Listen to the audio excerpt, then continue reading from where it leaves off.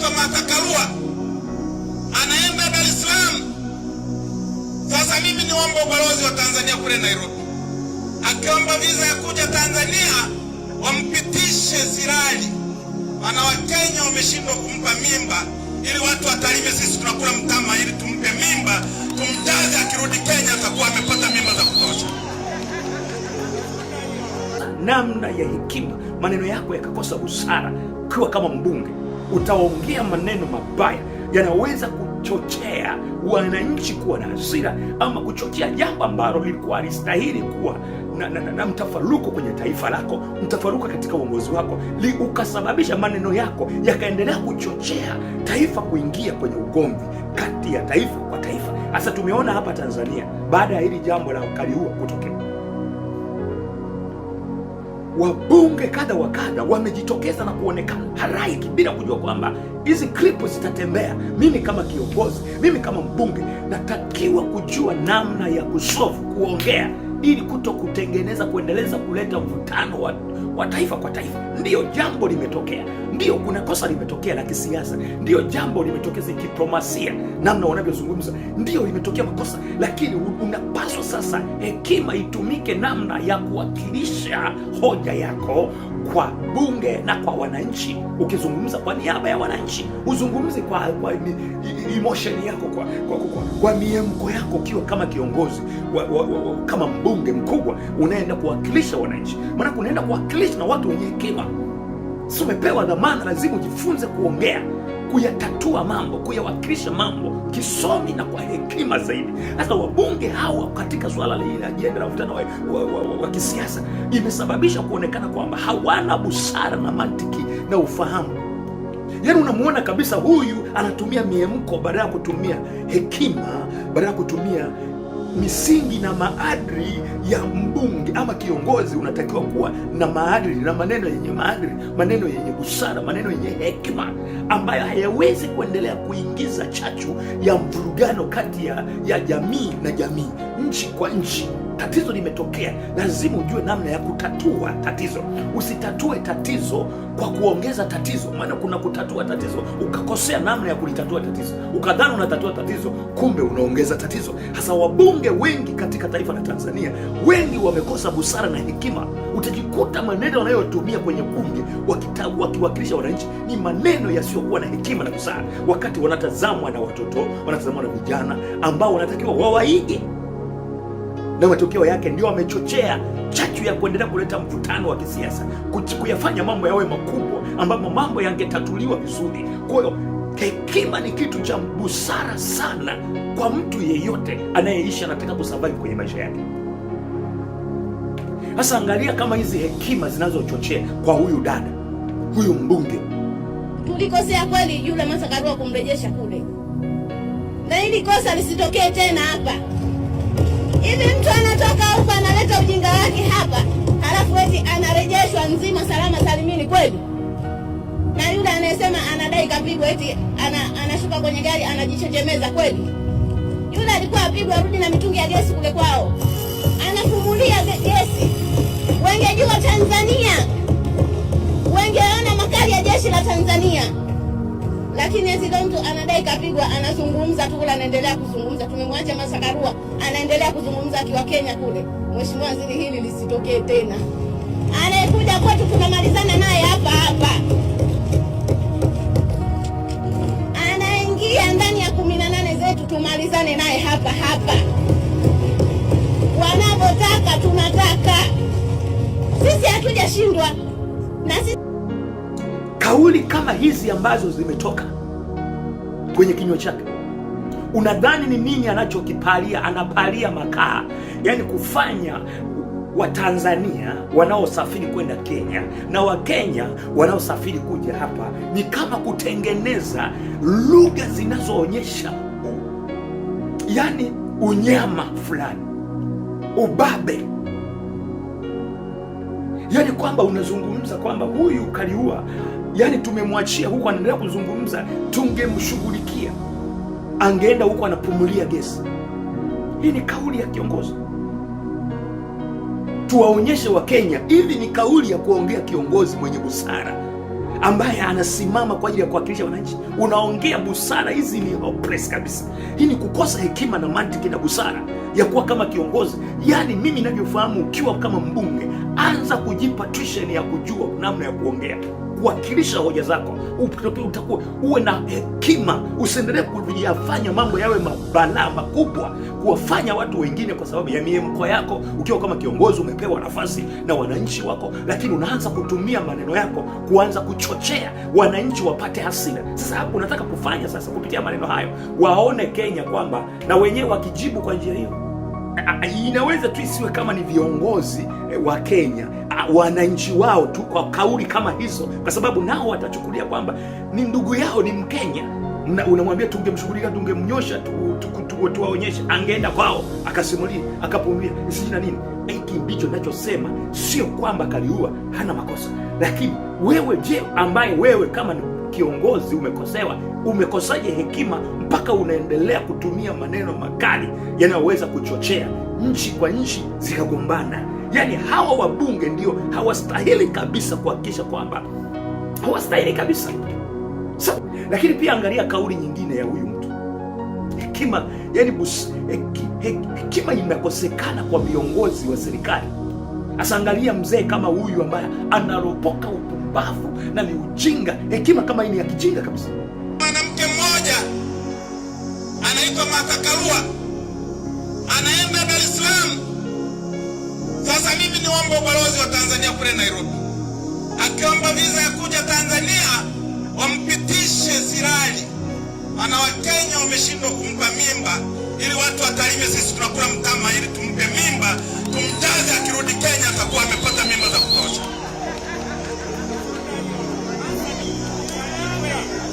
Haiwezekani. Wamevuruga Kenya yao, wanakuja kutuvuruga na sisi wa Tanzania.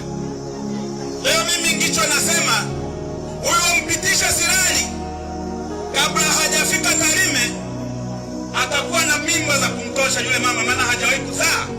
Asikie uchungu wa mtoto, kwa sababu wanaume hapo Kenya wakumzalisha, aje Tanzania tumzalisha.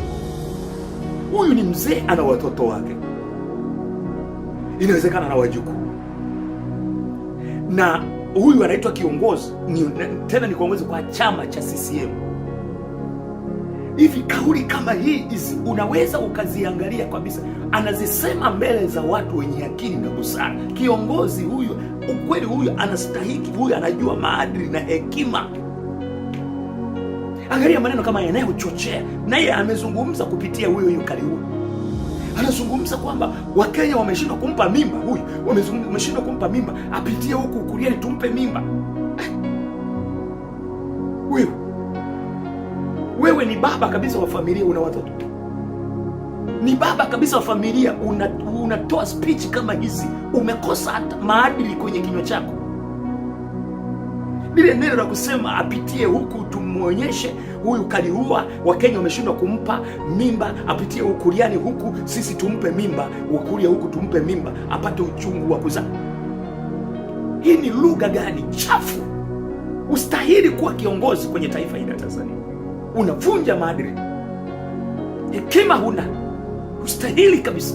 Ustahili kuitwa kiongozi na kupewa dhamana ya kusimama mbele za watu, kuwakilisha watu wenye busara, watu wa imani za dini, kuwakilisha watu.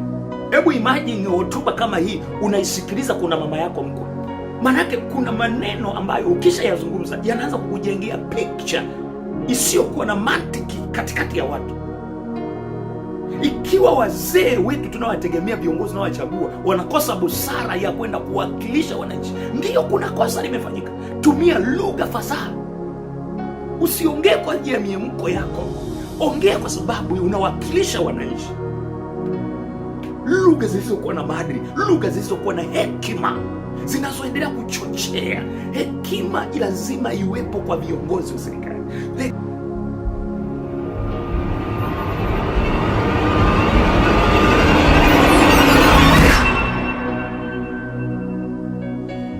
Shalom. Bwana Yesu asifiwe sana, wana na binti za Mungu. Kwanza tena ni kusalimu katika jina la Yesu Kristo wa Nazareti, mahali pale ambapo uko unapoitazama na kuifuatilia katika bara la Ulaya, bara la Afrika. Nichukue nafasi hii kusema kwamba Mungu akubariki umeendelea kuwa rafiki yangu, umenishika mkono kwa namna yoyote kwenye changamoto zote, bado nazidi kukukumbusha kwamba mimi ndiye mtumishi ambaye nategemea nguvu yako sana kusimama kwenye huduma hii, kuendeleza kwenye huduma hii kwa njia ambazo nazitumia kuescape mambo mengine ya kimwili, mambo mengine ya kiroho, mambo mengine ambayo ya Mungu ametupa akili namna ya kupambana na hizi changamoto. Kwa hiyo ambacho tunakusina kukuomba wewe concentrate tu kuangalia zile namba zinazopita hapo, ndicho ninachoomba sana. Achana na vitu vingine, ninachokuomba sana wewe concentrate kupitia hizo namba zinazopita hapo, zinanisaidia kwa popote pale ninapokuwa. Kuna wakati mwingine Elia alikimbia mahali fulani, kukimbia au kwenda mahali fulani au kukaa sehemu fulani. Kuna wakati mwingine lazima itumike akili ya kibinadamu kupambana na shetani ama kupambana na adui yako. Kuna wakati mwingine unahitaji kutumia utashi, kutumia akili yako uliyopewa na Mungu. Biblia inasema Mungu anafanya kazi na wenye akili. Kwa hiyo mtu wa Mungu, kupitia dhoruba tulizo nazo hizo, tunatumia ufahamu ambao Mungu ametupatia. Biblia inasema yueni na akili kama nyoka, wapole kama ua. Maana yake ni nini? Katika dhoruba na changamoto tulizo nazo za dunia hii ya leo, tukiwa kama watumishi wa Mungu, tunakabiliwa na vitu vingi sana kwenye maisha yetu. Kwa lazima ujue kwamba kinachohitajika hapa ni kuweza kujua mbinu gani utahitajika kuescape, kuendelea kutembea katika safari ya kumtumikia Mungu sana. Sio kwamba tunaogopa, isipokuwa Mungu ametupa ufahamu na akili. Kwa hiyo mimi sitaki kukuambia sana, utakuwa umenielewa wewe uliye wa kiroho. Natamani nikwambie tu kwamba ninachokusina kukuomba kupitia hizo namba za simu zinazopita hapo, ninaomba sana support yako, ninaomba sana mchango wako. Hakikisha unasimama pamoja nami katika damu ya Yesu Kristo wa Nazareti. Amen. Sasa sikiliza vizuri. Masaa haya natamani niombe pamoja na wewe. Leo nataka nizungumze juu ya hekima. Nazungumza juu ya hekima kupitia mifano kadha wa kadha. Funika macho yako tupate kuomba. Mfalme wa wafalme, ninakushukuru kwa neema yako ya pekee ambayo umenipa. Nahitaji kusema na watu wako, kubadilisha maisha ya mtu mmoja. Umenitumia kama chombo kwa muda mrefu na watu wanaweza kubadilishwa. Mungu, nipa maarifa juu ya kupeleka ujumbe wako bila kunitumia. Asante Mfalme kwa sababu umesikia katika jina la Baba na Mwana Mtakatifu. Amen. Sasa sikiliza vizuri mtu wa Mungu.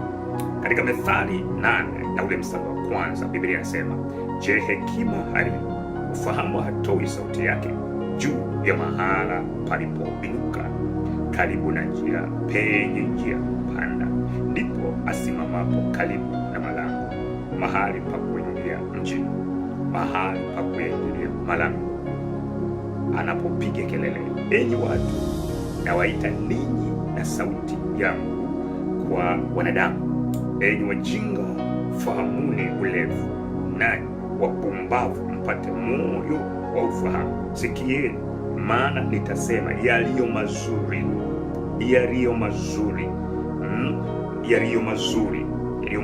na kufungua midomo yangu, kutakuwa na maadili. Huyu hekima, kufungua midomo yangu, atafungua kwa maneno mazuri. Umeelewa vizuri? Lakini kufungua mdomo kwa maadili, maneno yenye maadili. Inapozungumza maadili, maana yake utakuwa unaelewa maneno yenye maadili. Maana yake mtu yeyote akikosa hekima hawezi kukosa maneno yenye maadili, atakosa maneno yenye maadili. Maana yake mtu yeyote akikosa hekima inakufanya ukiwa nayo uzungumze maneno yenye maadili. Usiongee maneno mabaya, maneno yenye lafuzi mbaya, maneno yenye Waswahili wanasema shombo, maneno yenye kuchochea hasira, maneno yenye kuchochea hisia mbaya. Kwa hiyo mtu mwenye hekima, kuna mambo mawili tunayaona hapa, ambapo unaambiwa hekima huwa analia, anaongea, huwa anatoa sauti, na sauti zake sasa ndani yake utakuta kugundua kwamba hapa anasema, enyi wajinga, fahamuni uelevu, nanyi wapumbavu mpate moyo wa ufahamu.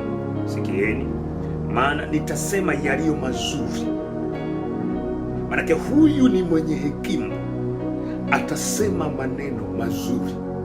Ukiwa na hekima, kinywani mwako uweze ukasikiliza ukaongea maneno yenye kuudhi mtu mwingine. Ukimpata hekima, ukiwa na hekima ndani yako, utakuwa umeokolewa kuto kunena maneno mabaya, maneno yasiyokuwa na maadili. Ulishawahi kuona kwamba mtu ameokoka lakini kinywa chake hakijaokoka? Yaani unakuta mtu anasema amemcha Bwana kwa Bwana mkuwezesha, lakini kiukweli ukiangalia maneno anayozungumza kwa dakika chache ukimsikiliza, unaona kabisa kwamba huyu ni kana kwamba ni mpagani. Maana yake maneno yanayozungumza ni mabaya, ambayo maneno hayo hayawezi kuzungumziwa na mbele ya watoto ama mbele ya wazazi ama mbele ya halaiki ya watu. Ni maneno machafu. Kwa kutambua kwamba mtu yeyote akikosa hekima ndani yake atanena maneno mabaya, atanena maneno yasiyo na maadili, atanena maneno yasiyo mazuri. Lakini mtu yeyote akiwa na hekima, akiwa ameokoka na akiwa na hekima ndani yake, manake Roho Mtakatifu unapookoka, cha kwanza lazima kuwepo na hekima ndani yako. Kwa Roho wa Mungu anapokaa ndani yako, anakupa hekima namna ya kuzungumza, anakupa lugha takatifu, maneno matakatifu, maneno yasiyokuwa na mawa, maneno yasiyokuwa na machukizo kwa watu wengine, hata mbele za Mungu, maneno yanayofukuza malaika mbele yako kwenye maisha yako. Unajua, ngoja nikwambie, maneno mabaya kwenye kinywa chako, maneno yasiyokuwa na maadili, ukiyaongea kwako unaweza kuona ni mazuri, lakini kuna maneno ambayo yanafukuza malaika. Kuna midomo ambayo haiwezi kusogelewa na watakatifu. Sasa ukitaka kupima wahubiri ambao hawajaokoka, mjina tu wameokoka, ukitaka kupima watu ambao hawajamcha Mungu, manabii, wachungaji, wakati wanahubiri, utakuta hata ndani ya mahubiri yao lafuzi, maneno mabaya yasiyokuwa na maadili. Manake mtu aliyeokoka ana maneno yenye maadili, ana Roho Mtakatifu, na yule Roho Mtakatifu kazi yake ni kurimiti maneno yako, ni kubadilisha aina ya maneno yako. Ukitaka kuanza kugundua huyu mchungaji kiwango gani ndani yake cha wokovu kilichomo ndani yake, ameokoka hajaokoka, angalia speech anazoziongea. Kwa hiyo hata maneno yake hayana tafsida, maneno yake hayana mchujo, hayachujiki. Huwezi ukayasikiliza mbele ya watu wenye heshima, huwezi ukayasikiliza mbele ya watoto wako. Mahubiri yake ni ya kutukana, ya kueleza maneno machafu, maneno magumu yasiyokuwa na nidhamu, ndio yanaitwa maneno ya maadili. Kwa kazi ya Roho Mtakatifu ya mtu anapookoka, cha kwanza ndani yake anakombolewa kwenye maneno yake, anakombolewa kwenye kinywa chake, anakuwa na maneno yenye maadili. Kuanza kujipima hapo ndani yako, je, una hekima ama huna hekima? Tunao viongozi wa serikali ambao ukiangalia kabisa huyu kiongozi hana nidhamu. Kwa sababu unapokuwa kiongozi wa taifa, wa nchi, ya watu kadha wa kadha, lazima upate kujifunza kuwa na hekima. Hata kama ujifunze hekima ya kiroho, ipo hekima ya kidunia hii.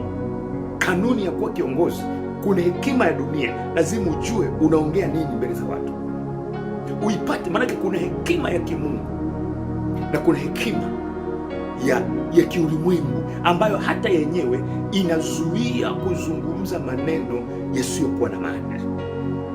Ukiwa kama kiongozi, lazima ujue kitu gani ambacho kikiongea kinaweza kikachochea hasira kwa mtu mwingine, kinaweza kikachochea ubaya kwa watu wengine. Kwa lazima unapokuwa kiongozi yeyote, iwe wa kijamii, iwe wa kidini, lazima ujifunze kujua kuwa na hekima, uwe na busara namna unavyoongea, upate hekima. Lazima upate kuelewa hilo. Sikiliza vizuri, anasema hivi: nanyi wapumbavu mpate moyo wa ufahamu, sikieni, maana nitasema yaliyo mazuri,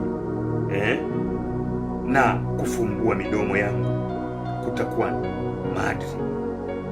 Maana kinywa changu kitasema kweli, na uovu ni chukizo kwa midomo yangu. Yaani uovu ni chukizo kwa midomo yangu. Sasa hebu angalia leo, mtu umeokoka lakini unatukana, mtu umeokoka lakini una maneno makali, maneno ambayo yasiyo na maadili.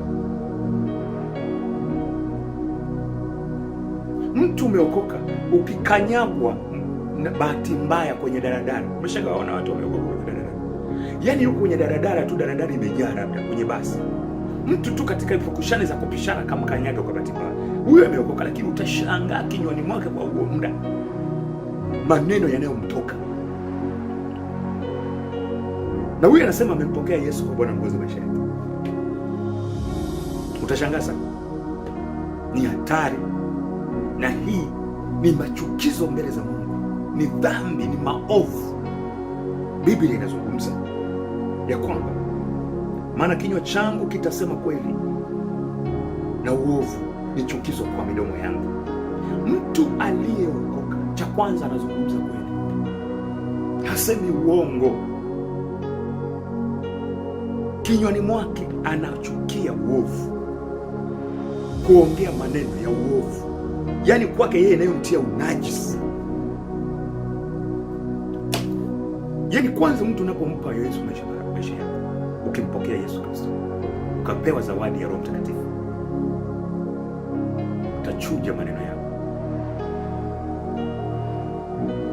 maana utakuwa msema kweli, kutakuwa na maneno machache kinywani mwako. Nimewahi kufundisha, ukiwa mtu yoyote umempa Yesu maisha yako, chunga sana kuwa na maneno mengi, jitahidi kuwa na maneno machache.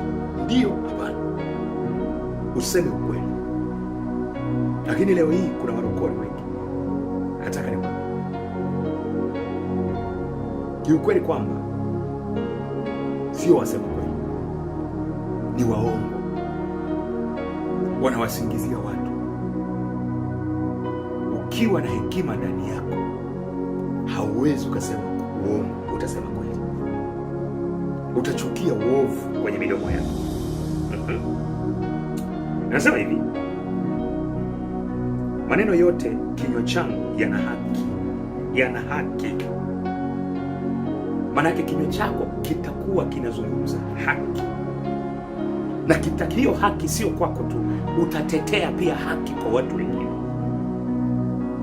Utakuwa ni msemaji wa haki. Maana yake maneno yako yanapotoka ni ya haki. Haimaanishi kwamba wewe unazungumza tu ukweli, haki tu. Maana yake utawasemea na watu wengine haki yao, kuitetea hiyo haki kupitia kinywa chako.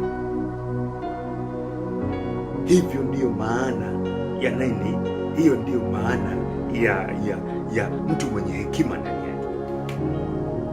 Ndani ya hekima kuna package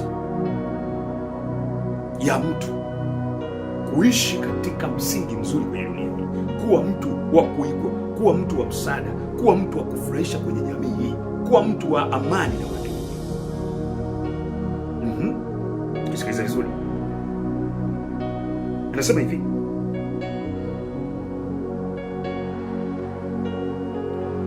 hapana hata neno lililopotoka au la ukaidi yote umwelea yule afahamuye yote, uelekea mbele yao waliopata maarifa. Maana yake hakuna mtu mwenye hekima akawa na maneno ya ukaidi. Hakuna mtu mwenye hekima ndani yake akawa na maneno ya ukaidi. Maneno yenye ukaidi ni maneno ambayo, yani, unaelezwa kitu lakini unajibu jeuri. Unaambiwa jambo fulani au limekutokea jambo fulani au mtu amekuudhi,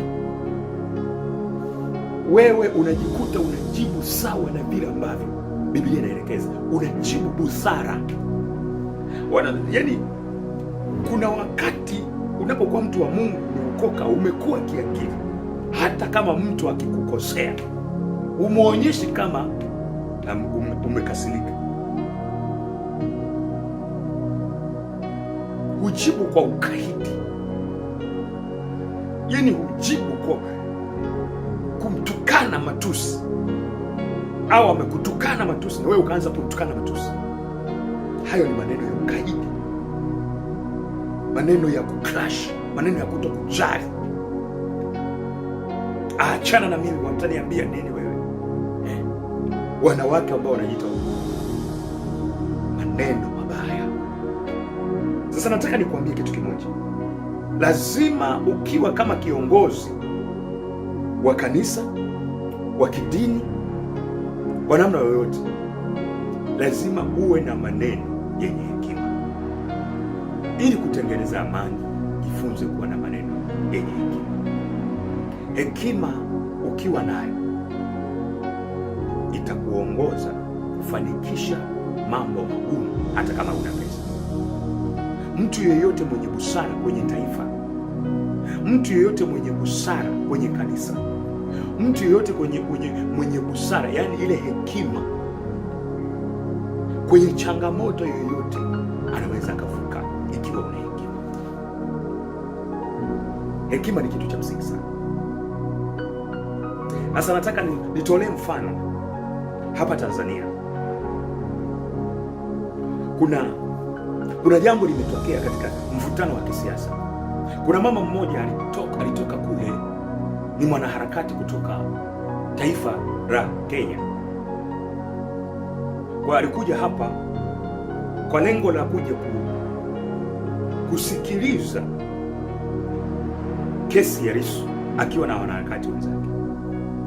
Sija naitwa Haliua sijui nani huyo wa Kenya. Nadhani kwenye vyombo vya habari mnaweza mkaelewa. Huyu mama amekuja hapa kwa taarifa za viongozi wa serikali, inaonyesha kuwa ameingia kufanya kazi kinyume, yani ameingia kinyume na utaratibu wa taifa letu la Tanzania, kinyume cha sheria. Sasa hili jambo limekuwa kupu kwenye taifa letu la Tanzania, lakini sasa hili limesababisha Wakenya na Watanzania kukawepo na kama kutokuelewana, kuingiliana kwa hoja, yani kutukanana. Yani imeonyesha sasa kwamba kupitia hili jambo linataka kutugombanisha kati ya nchi ya Kenya na nchi ya Tanzania. Kwa katika haya yote ambayo unayaona yamesababishwa na kitu kinaitwa hekima. Sasa kwa nini?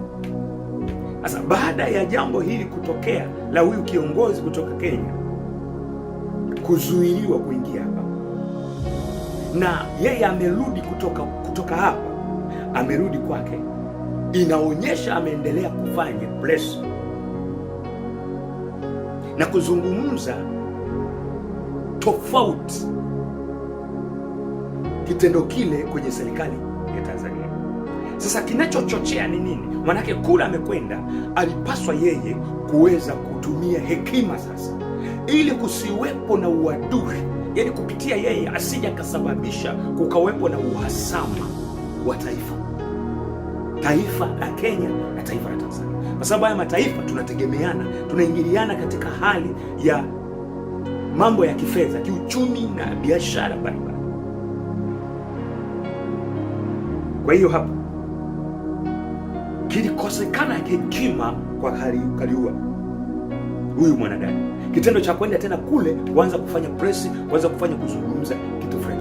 Maana yake ilikosekana kitu kinaitwa sasa busara na hekima.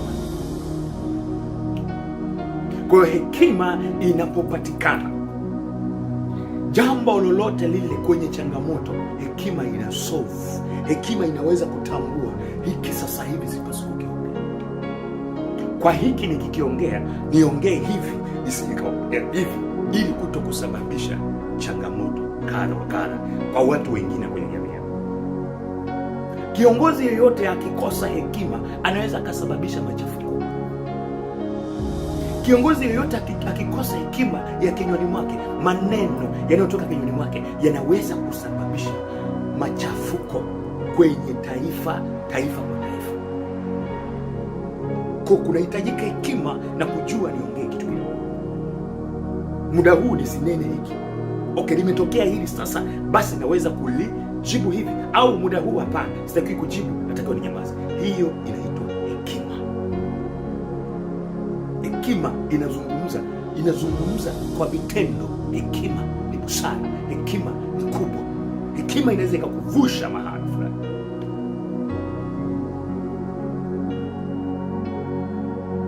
Lakini hapo hapo jambo limeendelea kuvutana, vijana wajenzi, vijana wadogo, vijana wenye mihemko, wasioweza kuyachanganua mambo, wasiokuwa na busara. Sasa kupitia hili jambo linaleta mihemko, emotion ambayo inasababisha mtafaruko wa taifa. Na hapa tumekuja kugundua wabunge wa taifa la Tanzania, wengi wao ni wabunge, lakini hawasimami kama wabunge, hawana uweledi, kwenye ufahamu wao ni mdogo juu ya uongozi. Maadili ya kiongozi hawayajui, kwa sababu maadili ya kiongozi yeyote anayeongoza, ukiwa kama mbunge mwenye CV kubwa kama hiyo, mbunge unaenda kuwakilisha wananchi, hata kama umelelewa familia ambazo hazina maadili, lazima ujue, ukishapewa dhamana ya kuwa kiongozi, lazima uanze kuwa na kujifunza kuwa na hekima ya kuongea. Kwa sababu kiongozi kama mbunge ambaye unatazamwa na serikali, unatazamwa na wananchi, ukikosa namna ya hekima, maneno yako yakakosa busara, ukiwa kama mbunge utaongea maneno mabaya yanaweza kuchochea wananchi kuwa na hasira, ama kuchochea jambo ambalo lilikuwa halistahili kuwa na mtafaruko kwenye taifa lako, mtafaruko katika uongozi wako, ukasababisha maneno yako yakaendelea kuchochea taifa kuingia kwenye ugomvi kati ya taifa kwa taifa. Sasa tumeona hapa Tanzania, baada ya hili jambo la Kaliua kutokea, wabunge kadha wa kadha wamejitokeza na kuonekana halaiki bila kujua kwamba hizi klipu zitatembea. Mimi kama kiongozi, mimi kama mbunge, natakiwa kujua namna ya kusolve, kuongea, ili kutengeneza, kuendeleza, kuleta mvutano wa taifa kwa taifa. Ndiyo jambo limetokea, ndiyo kuna kosa limetokea la kisiasa, ndiyo jambo limetokea kidiplomasia, namna wanavyozungumza, ndiyo limetokea makosa, lakini unapaswa sasa hekima itumike namna ya kuwakilisha hoja yako kwa bunge na kwa wananchi. Ukizungumza kwa niaba ya wananchi, uzungumzi kwa emotion yako, kwa miemko yako, ukiwa kama kiongozi kama mbunge mkubwa unaenda kuwakilisha wananchi, maana unaenda kuwakilisha na watu wenye hekima. Si umepewa dhamana, lazima ujifunze kuongea, kuyatatua mambo, kuyawakilisha mambo kisomi na kwa hekima zaidi. Sasa wabunge hawa katika swala la ajenda la mvutano wa kisiasa imesababisha kuonekana kwamba hawana busara na mantiki na ufahamu. Yaani unamuona kabisa huyu anatumia miemko badala ya kutumia hekima, badala ya kutumia misingi na maadili ya mbunge ama kiongozi. Unatakiwa kuwa na maadili na maneno yenye maadili, maneno yenye busara, maneno yenye hekima, ambayo hayawezi kuendelea kuingiza chachu ya mvurugano kati ya jamii na jamii, nchi kwa nchi. Tatizo limetokea, lazima ujue namna ya kutatua tatizo.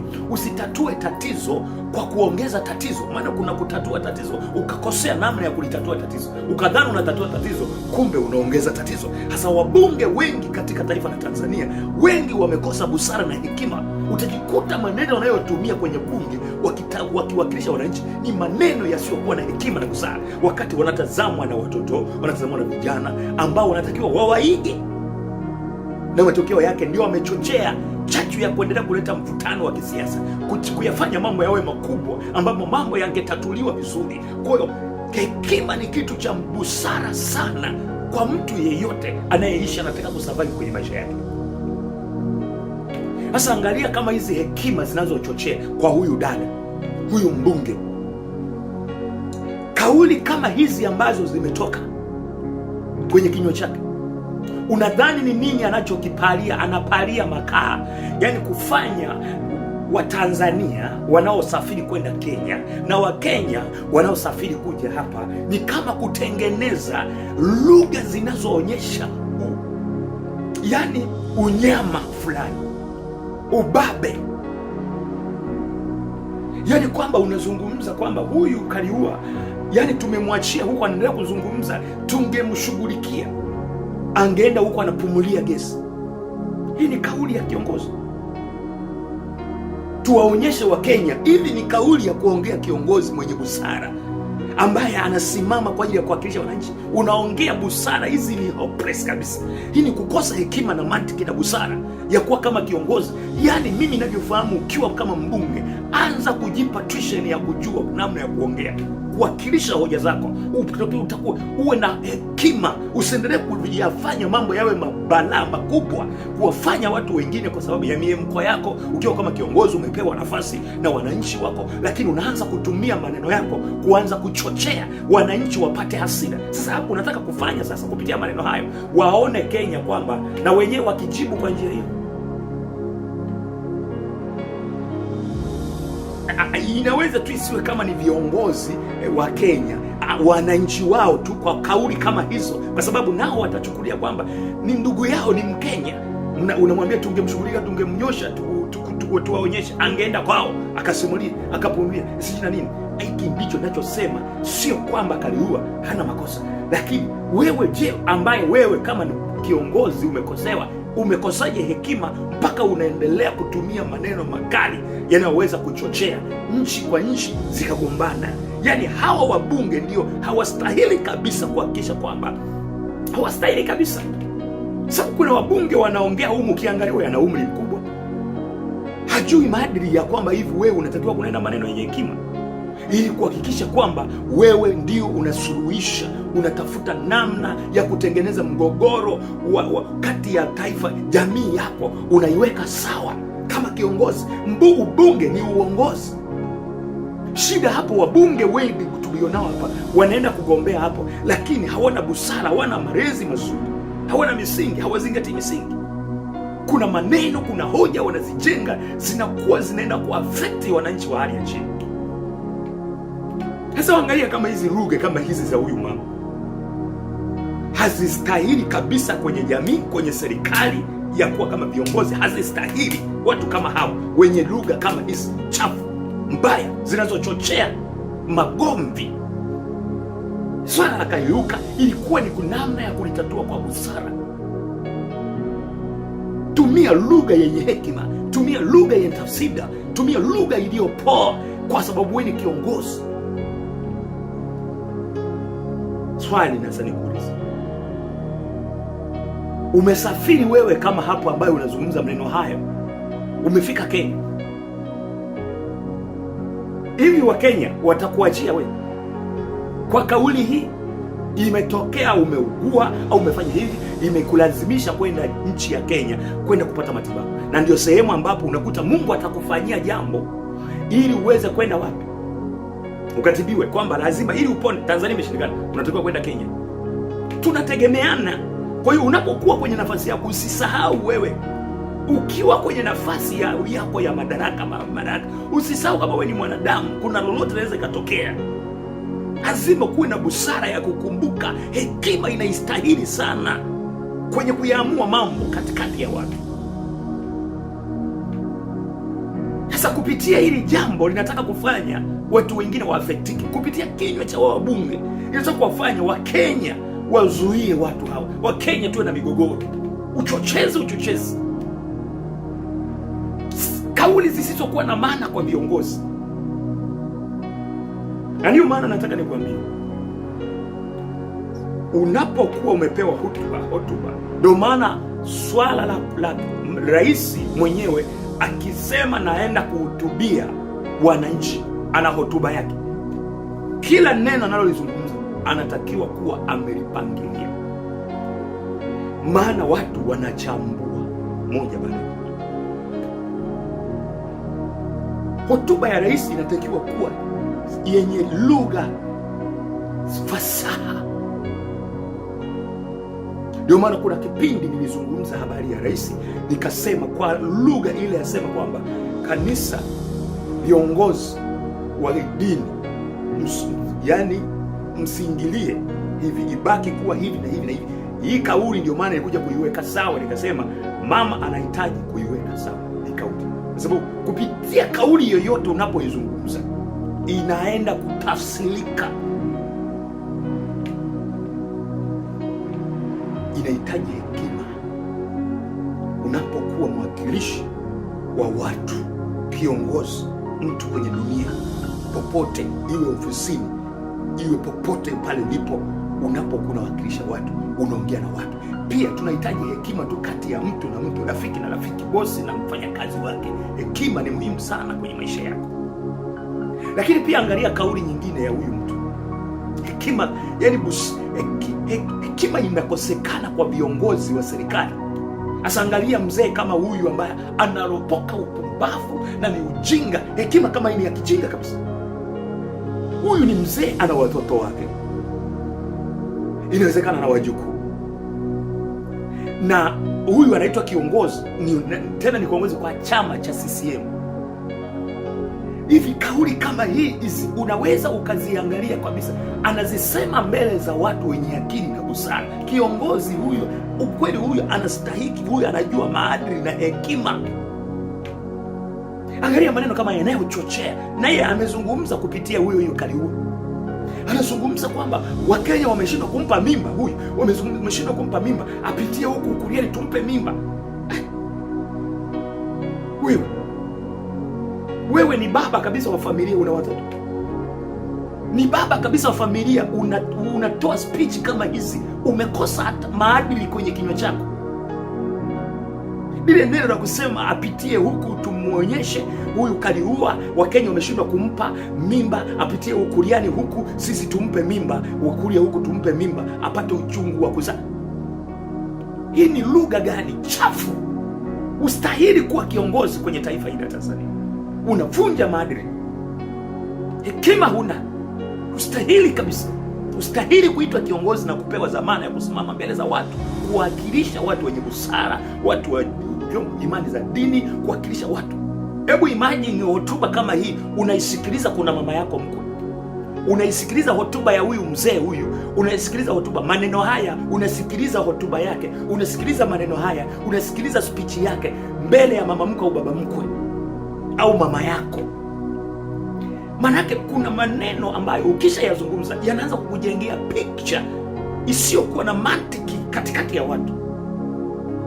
Ikiwa wazee wetu tunawategemea, viongozi tunaowachagua, wanakosa busara ya kwenda kuwakilisha wananchi, ndiyo kuna kosa limefanyika. Tumia lugha fasaha, usiongee kwa ajili ya miemko yako, ongea kwa sababu unawakilisha wananchi.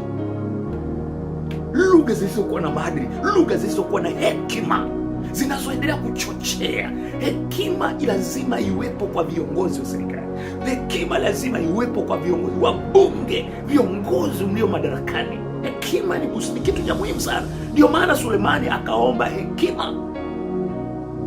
Hekima ni kubwa sana. Hekima inakuvusha mahala ambapo wengine wavuki. Hekima inakuvusha mahala ambapo una hela.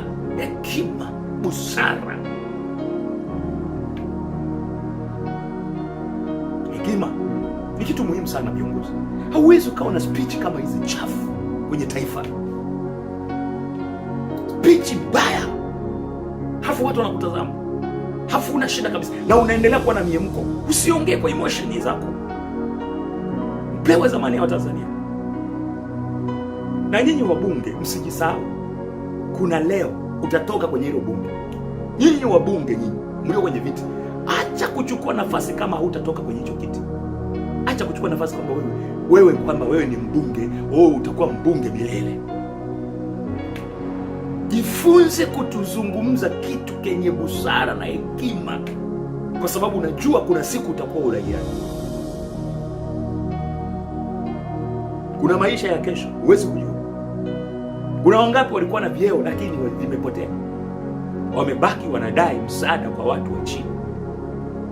Kwa hiyo hekima ni kubwa, inahitajika hekima. Usiendelee kuchochea. Sasa hekima kama hii turudi, waambieni Wakenya wameshindwa kumpa sijui mimba Kaliua. Sasa waambieni apitie huko Kenya tumpe mimba.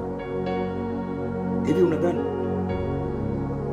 kama Wakenya wametukana, ndio wanamtukana mama, ndio wanamtukana mama Samia, ndio, na wewe kama wao cheese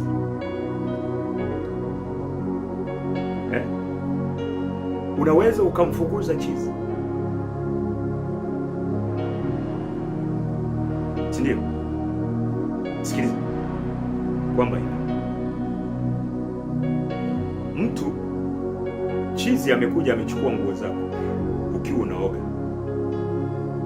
na baada ya hapo umekwenda na wewe umeangalia ukaamua kwenda kutafuta namna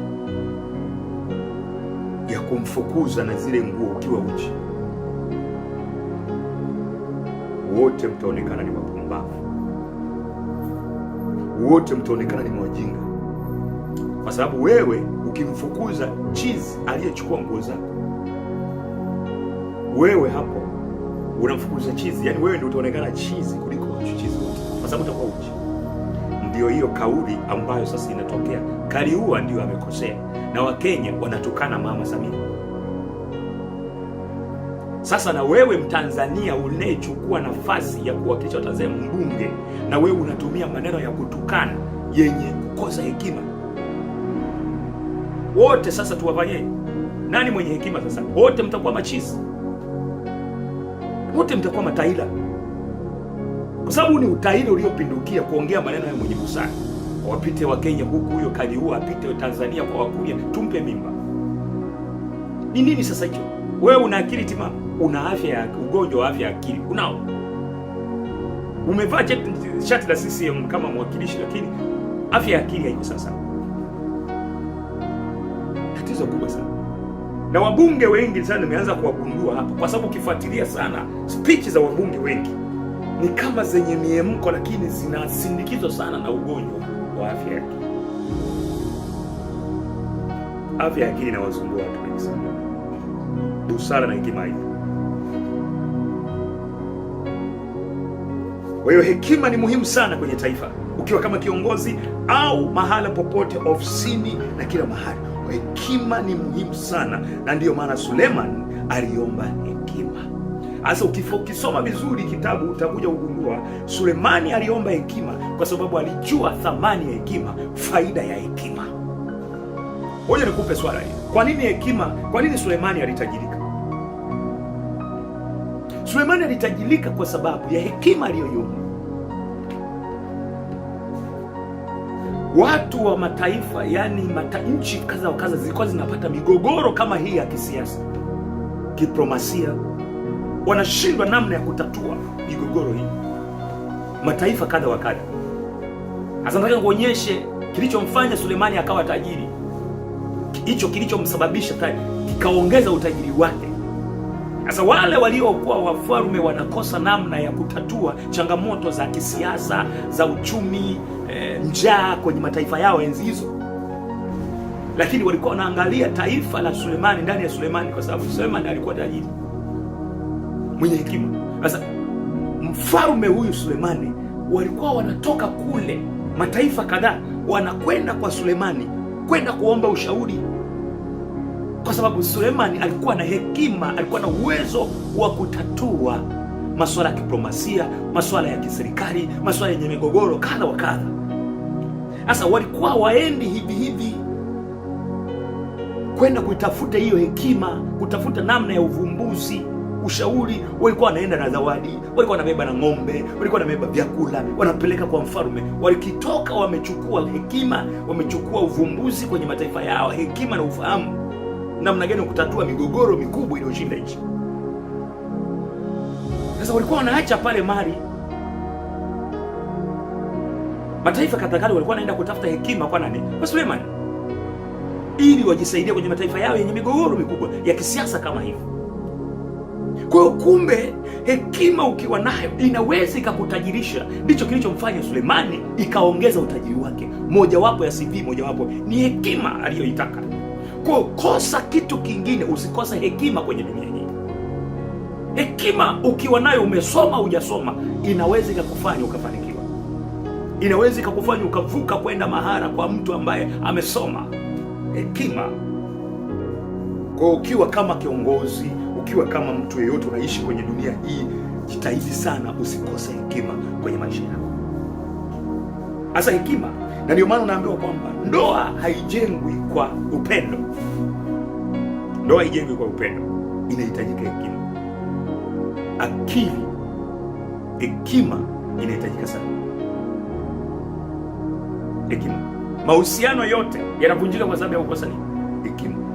kwa sababu hekima ni mpenyo, hekima ni utatuzi wa mambo, ni changamoto, ni namna. Hekima ni ufunguo wa kutatua chochote unachokabiliana nacho. Ni ufunguo, ndio ufunguo wa maisha. Hekima ni ufunguo wa kusurvive kwenye dunia hii.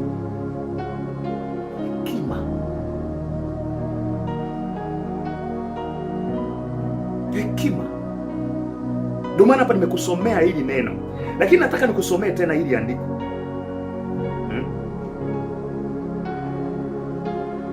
Biblia inasema hivi katika Methali 3 na ule mstari wa 14, maandiko matakatifu yanasema hivi: hekima ni bora kuliko fedha, ina faida kuliko dhahabu. Hekima ina thamani kuliko johari. Hamna unachotamani kiwezacho kulingana nayo. Si kama unanielewa vizuri. Narudia tena, hekima ni bora kuliko fedha. Yaani hekima inashinda dhahabu. Kuna watu wanasema hakuna cha thamani kama dhahabu, lakini Biblia inasema hakuna chenye thamani kama hekima. Hekima ina thamani kuliko dhahabu. Kwa sababu moja nikwambie, unaweza ukawa na dhahabu, ukikosa hekima utaipoteza dhahabu. Ili usipoteze pesa, lazima uwe na hekima. Kuna hekima ya kuiendesha pesa. Ukiwa na hekima utaiendesha pesa. Ukiwa na hekima utaendesha mradi. Ukiwa na hekima utakuwa na utajua namna ya kuwasiliana na watu, uongee nini. Yaani hekima inakuamulia, inakupa uvumbuzi wa kujua niongee nini na huyu mwanamke, niongee nini na huyu mwanaume, niongee na nini na huyu mkuu wa nchi, niongee nini na huyu waziri, niongee nini, nisiongee nini. Inakupa mipaka. Hekima ni ufunguo wa kujua uposti nini. Hekima ni ufunguo wa kujua usiposti kitu gani. Hekima ina ufunguo wa kukufanya wewe uvae vipi. Hekima ina ufunguo ya kukufanya wewe usiwe wapi, uwe wapi, kwa muda gani na kwa muda gani. Hekima ni ufunguo wa kukufanya uwe na rafiki gani, usiwe na rafiki gani. Hiyo ni hekima. Hekima ni ufunguo wa maisha duniani. Hekima ni ufunguo wa kila kitu.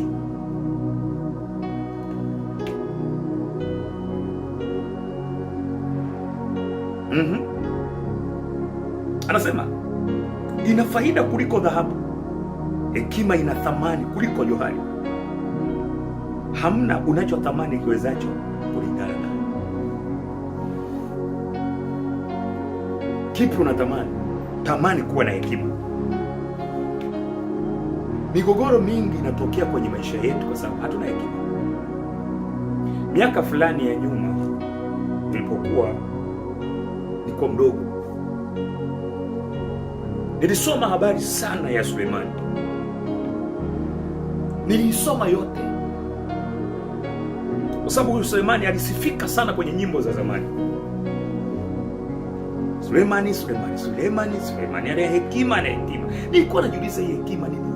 Kwa niliposoma habari ya Sulemani mpaka anakuwa tajiri kwa mfalme, iliniinspire sana, ilinipa hamasa. Sasa na mimi katika maombi yangu kwa Mungu nikawa namuomba Mungu nipe hekima. Bwana, nimeamini hekima ukiwa nayo, uwe umesoma haujasoma, nataka nikwambie utasurvive kwenye dunia hii. Mimi nataka nikwambie unanitazama hapa, mimi sijasoma, mimi sina elimu ya darasani. Sasa niangalie hapa vizuri. Ukiniangalia, maana hekima inaweza kukung'alisha ukawa kama msomi. Hekima inakufanya ujitambue, ujipambanue. Hekima itakutofautisha na ndugu zako na kaka zako na dada zako na ndugu zako na ukoo wako. Hekima ina package mle ndani. Hekima ni maarifa iliyotosha. Hekima ni package iliyojaza maarifa, busara. Hekima inaleta maarifa. Hekima inaleta busara ndani yake. Hekima imejaza package. Hekima inaleta utajiri. Hekima inaleta connection. Hekima, kuna mambo yameferi kwenye maisha yako, huna hekima. We binti umeachwa kwa sababu huna hekima. Baba yangu umeachwa kwa sababu huna hekima. Kazini umefukuzwa kwa sababu huna hekima. Maneno mabaya kinywani mwako hayana busara. Mwenendo wako hauna hekima. Uko kwenye changamoto kwa sababu huna hekima. Hekima inakuongezea kuwa na IQ. Yaani unapozungumza IQ ni upeo wa kufikiri. Basi kwa kuwa umenisikiliza na umenielewa kwamba hekima ndio kila kitu, muombe Mungu kama Sulemani akupe hekima. Usiishi duniani bila kuwa na hekima. Hakikisha unaitafuta hekima kwa kumwomba Mungu akupe hekima. Lakini hekima pia inaongezwa kwa kusoma vitabu. Jifunze kusoma sana, na Mungu atakubariki. Nichukue nafasi kusema Mungu akubariki wewe uliyenisikiliza. Inuka sasa, simama kwa ajili ya kesho yako. Kutakieni